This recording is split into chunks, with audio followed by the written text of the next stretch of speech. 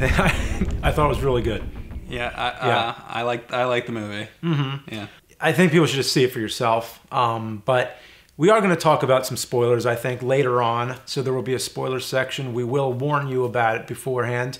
It's always hard to do these reviews where you don't spoil things because you kind of just want to sit and talk about the movie. But then, you have to be careful because, you don't want to spoil it for anybody. Yeah, fresh off of just seeing it, I was very... I didn't really look at it at much. I saw the trailers, but other than that, I kind of just went into it open-minded. I didn't want to be too hyped or anything. Before we jump into this, I just want to try to remember, what did you think of Force Awakens? Did you like that movie? You know what? I watched it again like a few nights ago to get prepared for this one again. And yeah, I liked it. I didn't think it was that special. Let me put it this way. I think my same reaction to Force Awakens was I was really excited after seeing it. Never thought in a million years you'd see the original Star Wars cast together.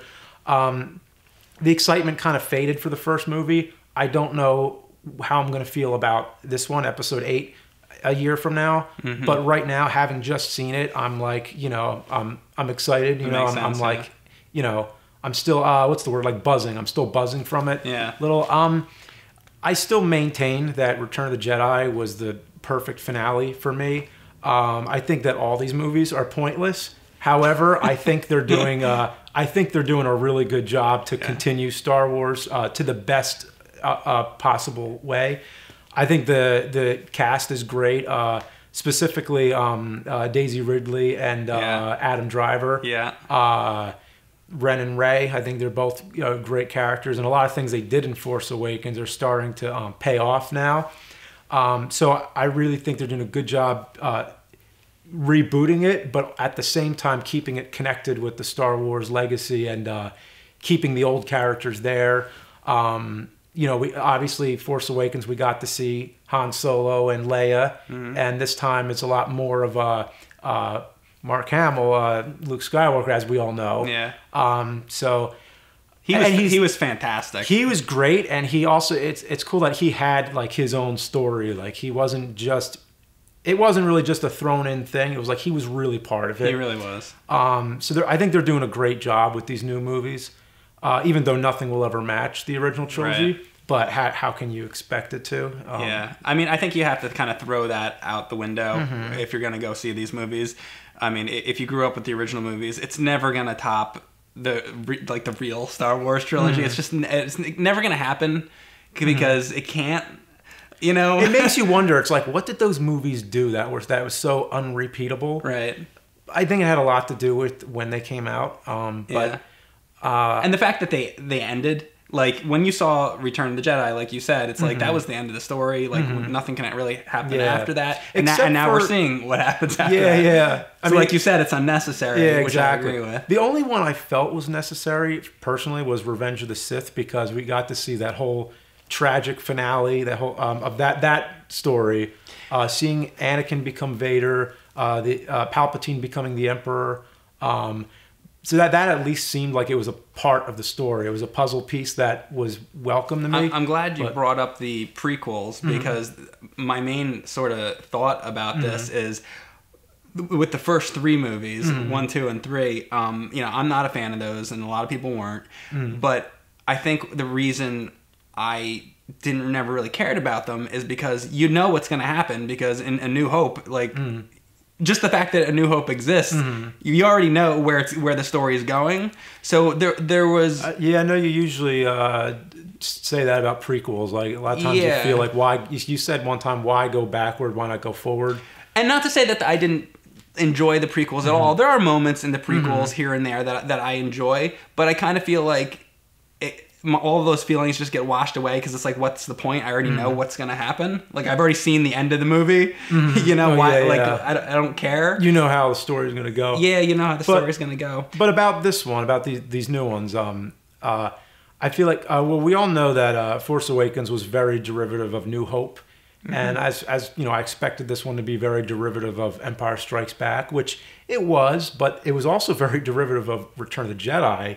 and I kind of feel like this is a trilogy, right? They are doing episode 9. And it feels like this was the end, right? I feel like, I mean, speaking very vaguely, I just feel like a lot happened in this movie. I felt like I was watching a part 3. I know exactly what you're saying. Yeah, like this movie did a lot. Yeah. So it did. I think that they were brave to do that. I remember when we saw, you know, the Transformers movies when we were kids and Optimus Prime dies. I mean, they were brave in that some of the things that happen in this movie you don't think are going to happen until episode 9, but they happen here. And I really, really enjoyed that this actually did new things for Star Wars. With Force Awakens, I felt like they didn't do much. They introduced new characters, and I felt like with Force Awakens there was a lot of fan service. Like, oh, here's a shot of the Millennium Falcon, and here's R2D2, and you know, every 5 minutes it's just like, oh, we're showing you things you're nostalgic for, and I think that this movie finally, after all these years, we're getting the next real story where new things happen, but still throwing in a lot of old things. Like, still there's a lot of throwbacks. There is, but they're finally taking stuff, and I feel like they're finally doing something new. Like something's starting to come out of all this. Yeah, and I don't want to get into spoilers really, but they do some new things.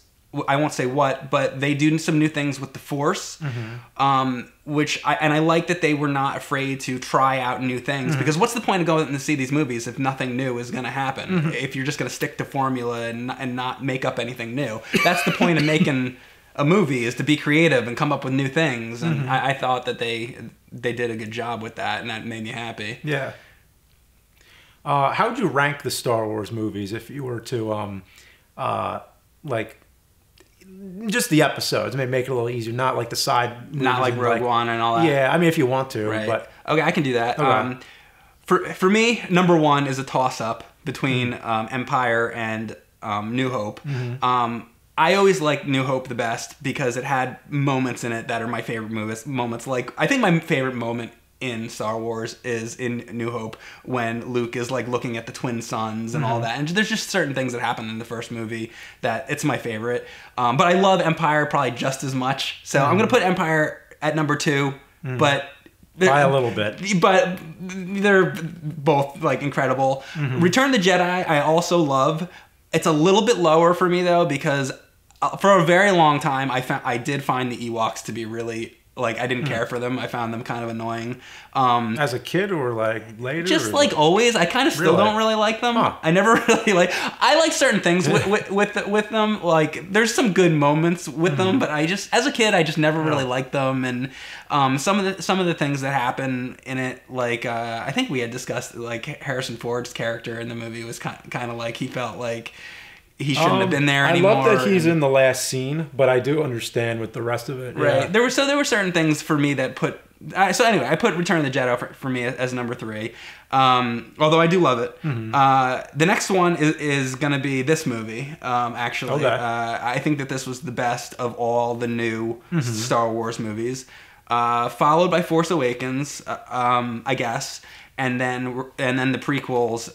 And with the prequels, it would be the third one. And then I don't know, with the other two movies are just not good at all. So I don't know. 2 and 1. 1 and 2 are definitely far down. I don't know. Like Phantom Menace. You tie 1 and 2. They both suck. But, I'll put Phantom Menace at the bottom because you know what I hate. Yeah. Actually, I do hate Phantom Menace the worst because there's this. I can still not get over the moment with that Gun King shaking his head, going with the spit going everywhere. Think of that moment. And then think of, like, the best moments in Empire Strikes Back. And, like, that's Phantom Menace. And that's, like, it's a terrible, terrible fucking movie. Most of the story was kind of pointless. Like, I don't think it needed to begin that early. Yeah. It was kind of like taking us back a little too far. That's what I thought. I agree. And I think because they had 3, they had to fill, because, you know, it was episode 4, 5, and 6. So they had to do 1, 2, and 3.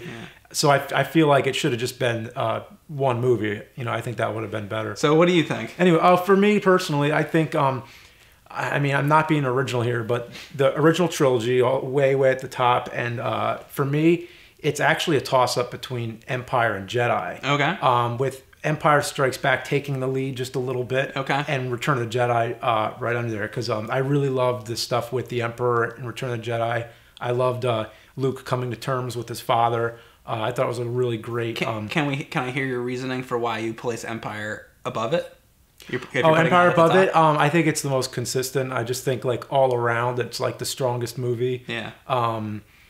It just like when everything's going wrong in it, like everything's. It's going like bad. a perfect movie. Yeah, it's like it's really dark, but it's a movie without an end. Really, it's like it's so it's kind of a cliffhanger and everything. But anyway, then New Hope right under Return of the Jedi.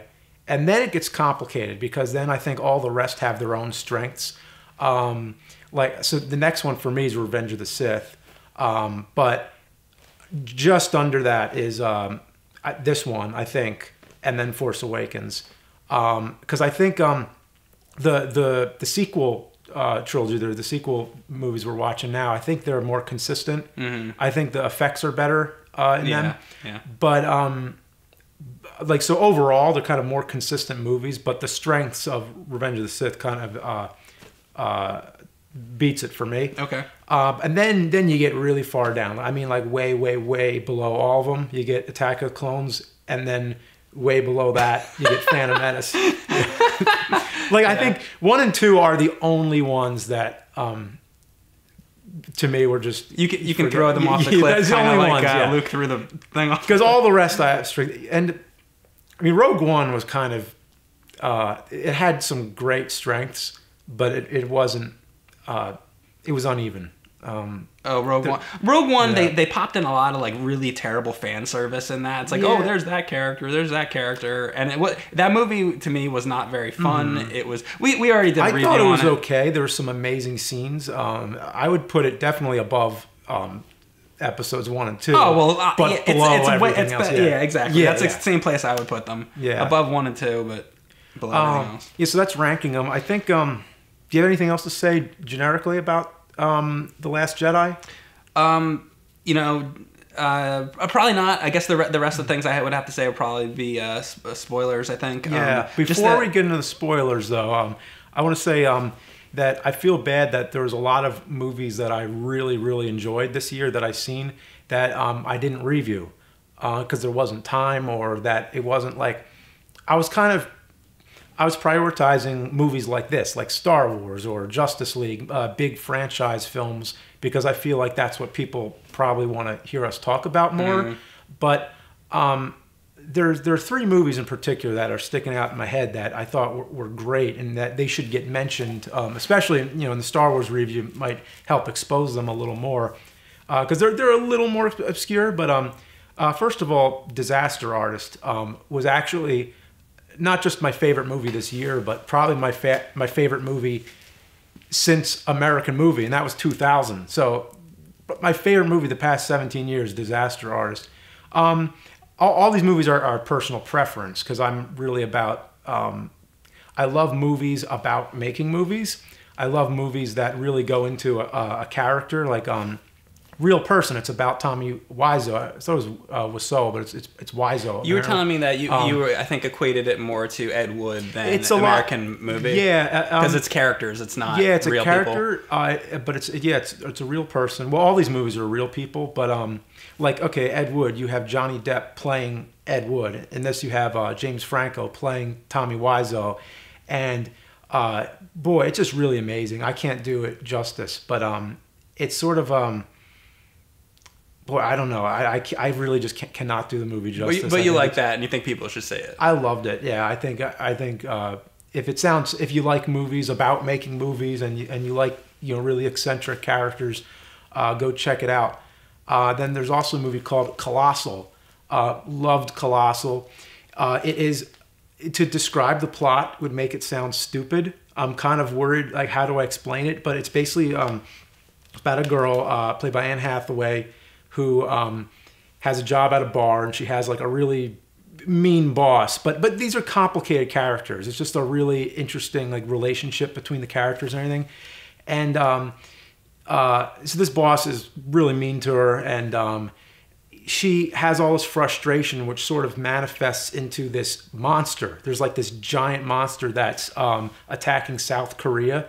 And it appears when she is in a specific place at a specific time. Okay. And this monster does whatever she does. And then also her boss becomes a monster too. And as they're fighting, the monsters are fighting. And it's just a really interesting story. Has a great soundtrack by Bear McCreary, one of my favorites of his, and I think you should check it out. It's a little more obscure. I don't think enough people went to see it. Again, it's kind of I didn't even hear about it. I haven't seen it. There you go. Again, it's kind of like a personal preference thing, but it's better than the trailers suggest. I think like a lot of these movies, you just can't sum it up. And then also Blade Runner, I think, was really good. Blade Runner 2049, really good sequel that matches the tone of the first movie, like spot on. A sequel I never thought we would get because and Han Solo's in it, right? Yeah, Harrison Ford appears in it. So he's coming back in all these movies. Right. He doesn't appear till later in the movie, but when he's there, he's a big part.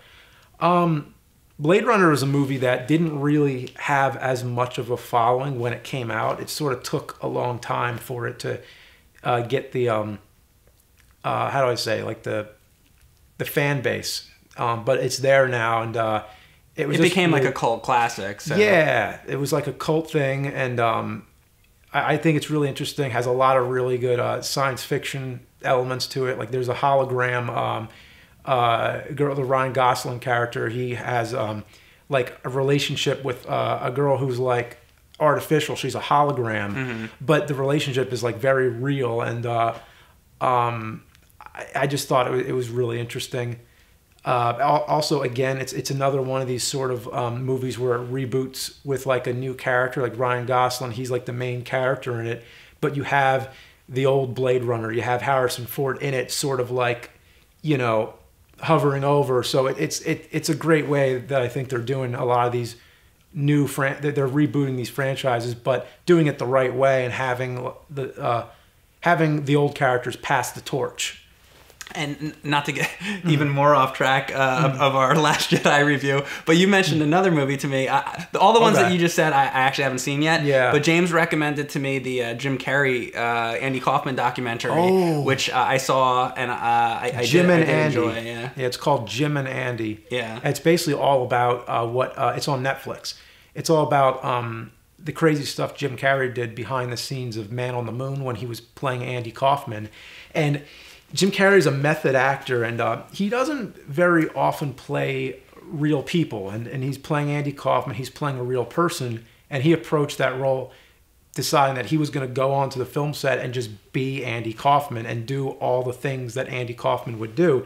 And the stuff that happened behind the scenes was a lot more interesting than the movie itself. Man on the Moon, pretty good movie, but the stuff that he did behind the scenes was just like, that was the movie right there. I was a big fan of it because I've been Andy Kaufman is one of my favorite personalities ever. Maybe my favorite personality totally ever. Like, I mean, avant-garde. He totally like broke grounds. I mean, my favorite television show of all time is the Late Night with David Letterman, and my favorite appearance ever on that show is some of Andy Kaufman's appearances. I mean, I couldn't be more of an Andy Kaufman fan, and that said, like Jim Carrey, what he did in that role, he did a phenomenal job playing him. He was possessed by Andy Kaufman. It wasn't even like, at what point is acting no longer acting? Is it just being? Yeah. Like the craziest part, he's talking about his Andy Kaufman's daughter, who never met Andy Kaufman,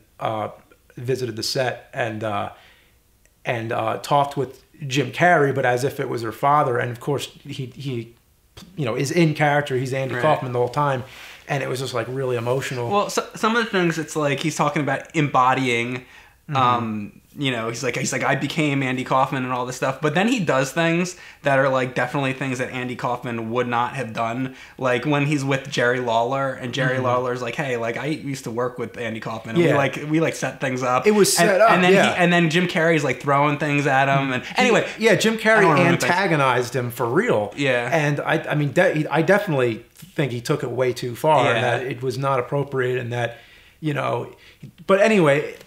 Great movie, great documentary. Why don't we get into talking about the spoilers now? Okay, we're gonna get back to Last Jedi, and we're gonna talk about spoilers. That was a good enough break, I think, for people to leave the video so we don't spoil anything. There you go. So, exactly. So again, this is gonna be spoilers for Last Jedi. You've been warned. Yeah. Now this is up to you, because I don't really. I feel like just go see the movie. But what do you think of? Okay. So. Some other things I want to say basically is Daisy Ridley. I think she's fantastic, phenomenal. Yeah, she was probably my favorite part of Force Awakens, and she really I think carries these movies. And you have to have a likable personality. To be the lead actor to make you like these movies, and she couldn't be more likable and like radiant. Like she like every second she's on screen, you're just like, wow, this is, and like very like a regular person. Like Mark Hamill in the original was like he was just this regular like young boy, right? And I think it's totally in that same kind of vein. And the only thing, the difference between them, I would say, is Daisy, the character. She seems very like perfect to me, where Mark Hamill as Luke seemed like he was flawed and whatever. So they're different characters, but anyway, she's fantastic. I think she couldn't have done a better job. Poe, I thought in this movie was much more interesting than he was in Force Awakens, because in this movie he learns a lesson early on in the movie. He's being the cocky fly boy, blowing things up, and Leia's like, you gotta stop this, like think before you leap, and this kind of stuff. And by the end of the movie he changes as a character, and he learns, and I thought that he was much more interesting in this movie than Force Awakens. He had a lot more going on. He did. Yeah. Other things. So, I guess Leia. Let's talk about Leia. One of the things that I always wanted, and I think we might have even said this in the Force Awakens review. I forget if we said it or not. One of the things I always wanted to see with Leia was some sort of her usage of the Force, because you got that. You did. You did. Because she is the child of. Anakin Skywalker. I was real happy to see that too. Yeah, and we've seen Luke plenty use the Force, so why have we never seen Leia? So finally they did that. So I was really happy that they did that in the movie. I think that the moment might seem really ridiculous, and we are in the spoiler section, so I'm just going to say, if you've seen the movie, then she dies sort of, or it's like a fake out death, and then she sort of comes back to life as Superman and flies back into the ship. And I thought it was a good moment, because it's the only time we've ever seen her use the Force. So I have another feeling about the whole thing though, is that it made me really sad. I'll tell you why.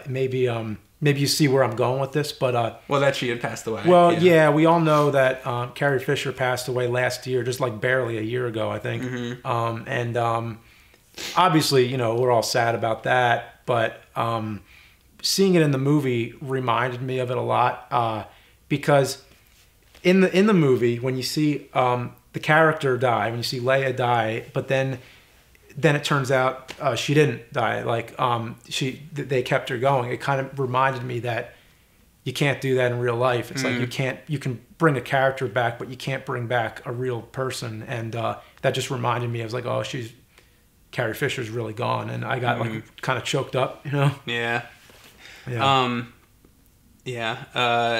Like, don't you wish you could really bring them back? Yeah. Yeah. Well, it's just the reality that's the story of Darth Plagueis, as they tell in Revenge of the Sith. You're right. And that's why Anakin is turned to the dark side, because he's convinced by Darth Sidious that he'll be able to bring Padme back if he can't protect her, and all that. And that would be a neat side movie if they made like the backstory of Darth Plagueis. And Darth Plagueis, we all know, is Jar Jar Binks. Oh, yeah. But George Lucas didn't get to do that because everybody hated him for good reason. And all that shit, getting his tongue stuck in the fucking... Although that Darth Jar Jar thing is interesting. It is, but... I haven't looked into that too much, but... I guess the main spoiler would be talking about Luke. So let's talk about Luke and what happens with him. So... in this movie, he's very much like Ben Kenobi, where he's like this hermit character, and he's old now, he's grumpy, he's a grouch, which is very different than what we're used to seeing Luke like. In like New Hope in the original trilogy, he's like Rey is now. He's the go-getter. He's full of spunk and all that. So to see him like this is a little off-putting. But you got to remember, this is a new trilogy. This is 30 years later, and he's devastated over the things that have happened. But by the end of the movie, it's the Luke we all know and love, because he sacrifices himself to save the people that he loves, which is you couldn't be more Luke Skywalker than that. And I was happy that he did something like that. He didn't just have a meaningless death. He died to save his friends, which was perfect. And anything to say about Luke? I thought he was great. He was definitely like of the old characters. Like, he was the highlight of all the characters. This movie. Yeah. I really loved the scene at the end with all the walkers. That was fantastic. Yeah, that was one of my favorite. I thought that was the best part of the movie. That was one of my favorite parts ever in Star Wars. Actually, that I loved. It was a good highlight, but I mean, the movie matched it. I think it was a good all around movie.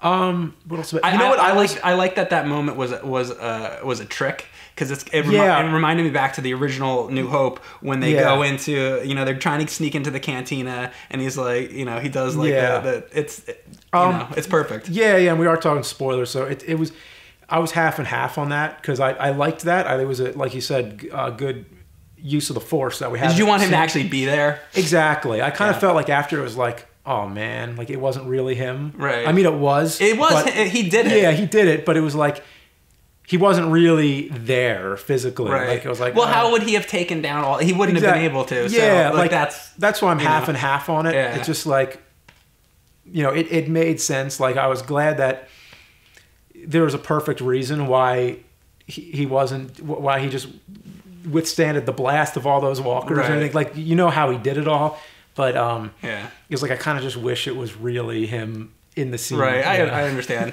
Well, another thing, so Yoda also in the movie. That was great. That was because that they're going to keep throwing in like some old characters here and there. So we got to see another movie with Vader, with Rogue One. We got Yoda in this one. And I love that they made him look like how Yoda should look. He looked more like he did like an Empire. Yeah, I don't know. Did they use a puppet in this? Well, I don't know. I would assume it's probably CG. If it's CG, they did a good job. I don't know if they used the puppet or not, but assuming that they used CG, I thought they did a good job with it. And the other thing about it is, at this point in the movie, he's a Force ghost. Yeah. So like with ghosts, I think you can excuse. I can excuse the CGI. Like, because like it's a ghost at this point. If Yoda was alive in the movie, then at that point I would want him to definitely be like physical. Yeah, and see, because I haven't looked anything into this. I just wanted to be surprised by this movie, but it was Frank Oz, right?